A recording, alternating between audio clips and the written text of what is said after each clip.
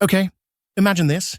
You're flying over bright blue water, clear skies, calm instruments, and then the compass twitches, the radio crackles, silence, gone. No distress call, No wreckage. no explanation. Or at least, that's the story we've been told. All right, pause.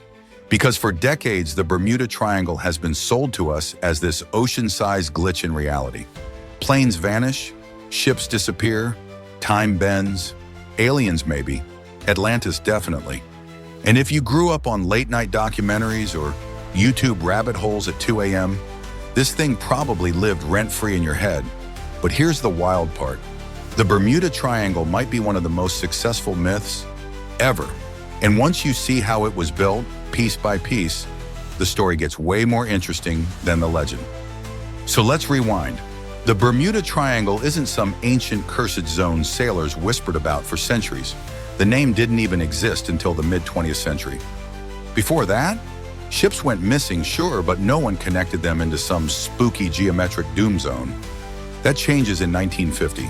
A journalist writes a short article mentioning a few unexplained ship losses near Florida and Bermuda. No aliens, no portals. Just, that's weird. Then in the 1960s, things explode. Authors start connecting dots that were never meant to be connected. Separate incidents, different years, different weather, different circumstances, all bundled together and slapped with a catchy name, the Bermuda Triangle. And once you name something, it feels real. Now let's talk about the most famous case, Flight 19, 5 U.S. Navy training planes, December 1945. Routine exercise, clear weather, experienced pilots. They head out over the Atlantic and vanish. Radio recordings capture confusion.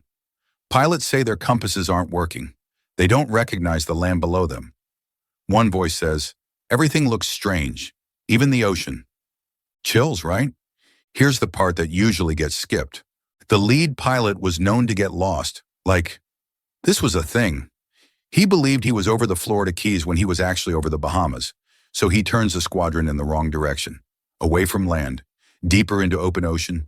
Fuel runs low, night falls, weather worsens. They almost certainly ditched at sea. Tragic? Absolutely. Mysterious? Not really, but that doesn't make a good legend. So the story gets polished, details are exaggerated, calm seas become raging storms, minor radio issues become total instrument failure, and suddenly the triangle has teeth. And once that door opens, everything gets blamed on it. Ships sink during hurricanes? Triangle. Planes crash due to navigation errors? Triangle. Boats found abandoned after fires, storms, or piracy? Definitely triangle. Even though these things happen everywhere else too. Here's a question people rarely ask. Why does this one patch of ocean get all the attention? Simple. It's busy. The area between Florida, Bermuda, and Puerto Rico is one of the most heavily traveled regions on Earth. Cargo ships, cruise liners, fishing boats, military traffic, commercial flights, private planes. More traffic means more accidents, and more accidents mean more stories. Now let's hit some of the explanations you've probably heard. Magnetic anomalies. You've heard this one. Compasses go crazy here. North isn't north. Navigation fails. Except magnetic variation exists all over the planet.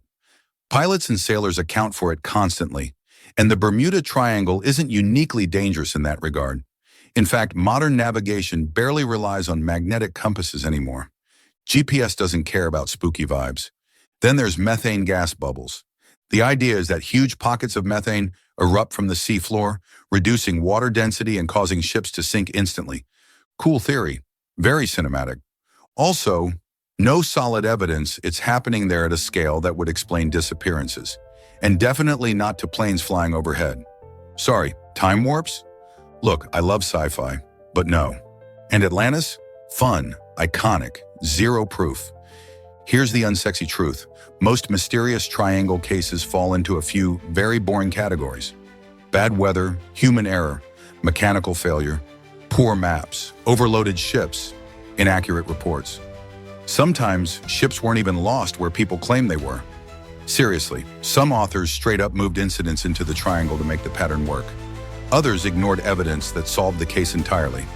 It's like saying, this puzzle is impossible, while quietly hiding half the pieces under the table. And insurance companies? You know, the people whose entire job is to freak out about risk? They don't recognize the Bermuda Triangle as dangerous. Lloyd's of London doesn't charge extra premiums for ships passing through it. Commercial airlines fly over it daily. Cruises sail through it constantly. No warning signs, no reroutes, no enter at your own risk vibes. If this place was actually eating ships, capitalism would have noticed. So why does the myth survive? Because it taps into something deep. The ocean is massive, indifferent, unforgiving, and we hate not knowing things. When something disappears without a neat explanation, our brains rush to fill the gap. A mystery feels better than randomness. A curse feels better than a mistake. And once stories get repeated enough, they harden into legend. Books turn into documentaries. Documentaries turn into YouTube videos. YouTube videos turn into TikToks. Each version trims nuance and adds drama. Until suddenly, the myth feels older and bigger than the truth. And here's the irony. The real story of the Bermuda Triangle isn't that it's supernatural. It's that we're really good at scaring ourselves. We took a stretch of ocean, added selective storytelling, a few tragic accidents, and a catchy name, and built a modern myth that refuses to die.